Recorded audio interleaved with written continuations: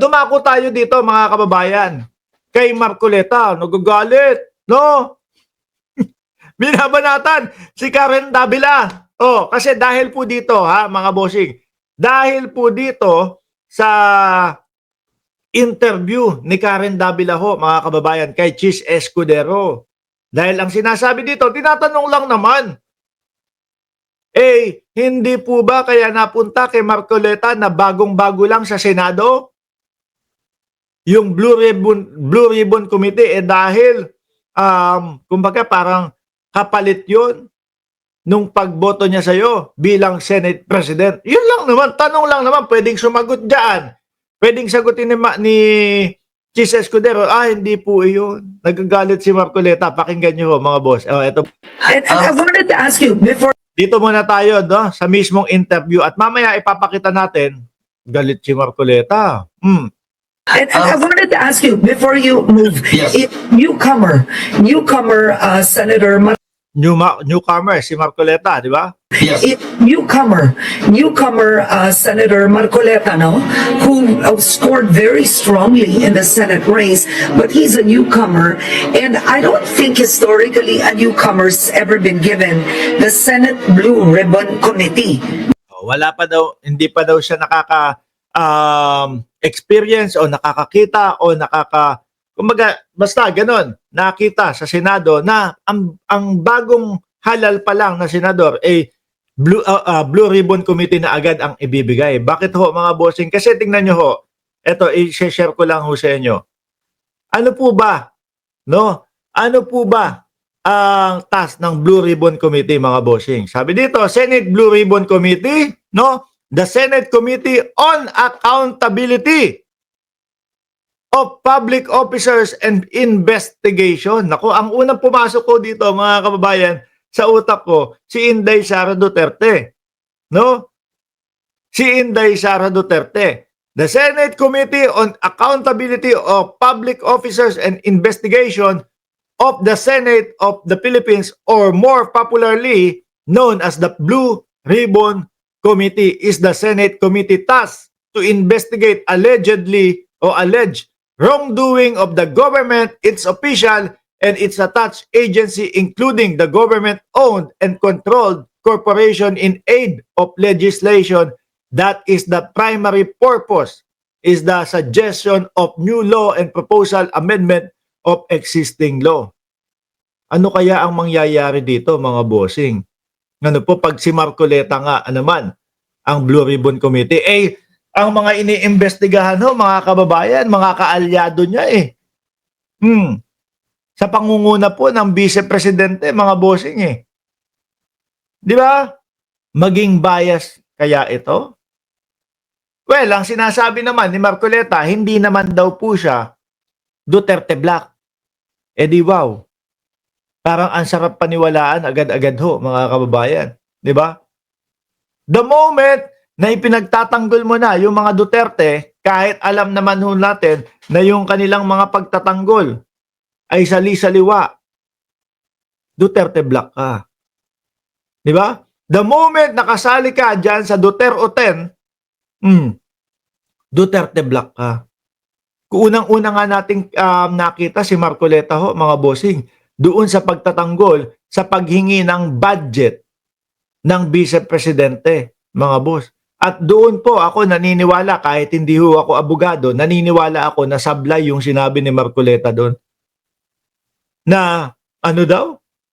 Basta daw humingi ang Vice Presidente, kailangan wala ng question and answer. Basta humingi ng pondo o budget ang Vice Presidente, wala ng question and answer sa kanya. Di wow.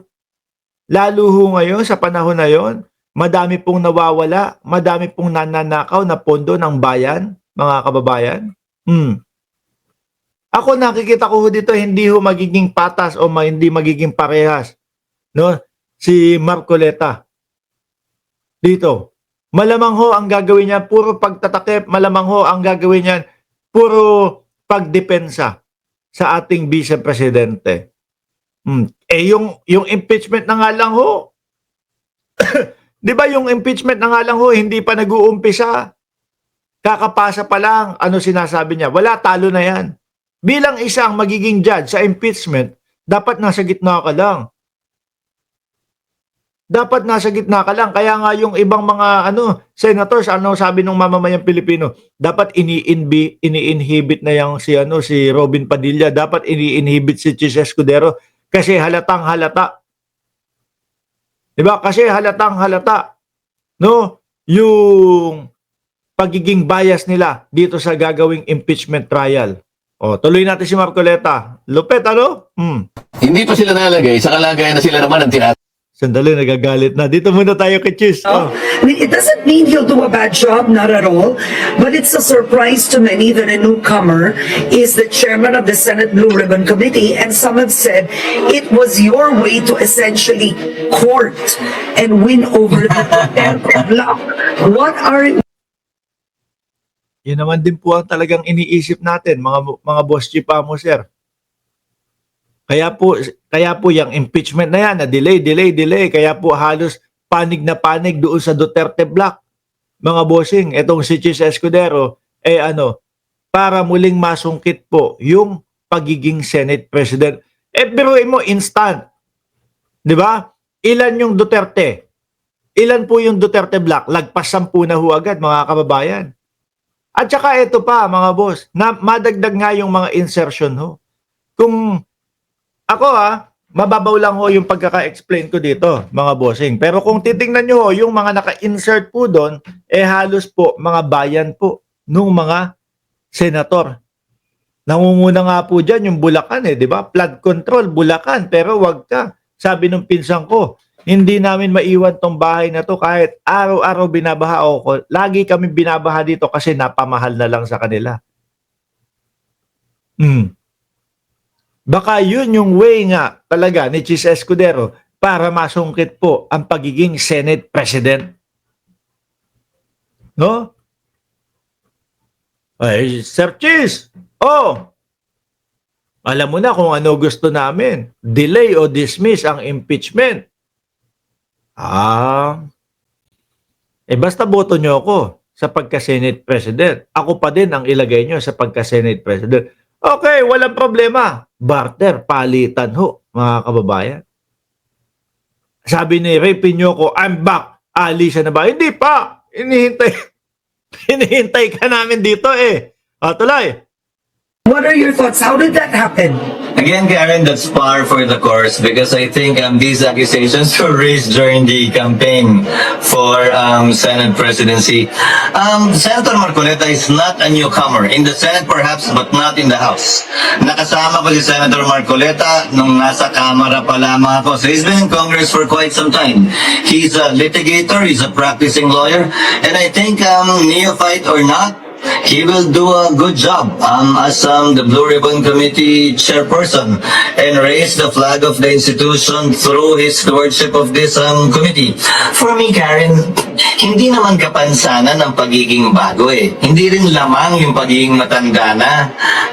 Pantay-pantay lang kaming lahat sa Senado. Bago man o luma, matagal man o ngayon lang.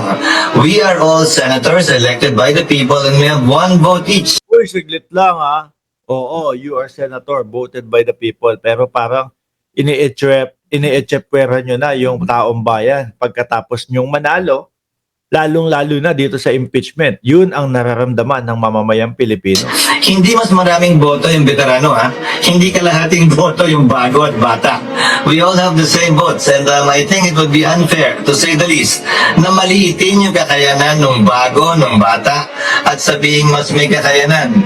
Automatic yung mas nakatatanda o mas matagal nang nanilbihan. Ito naman ho ang sagot ni Senador Marcoleta, mga kababayan.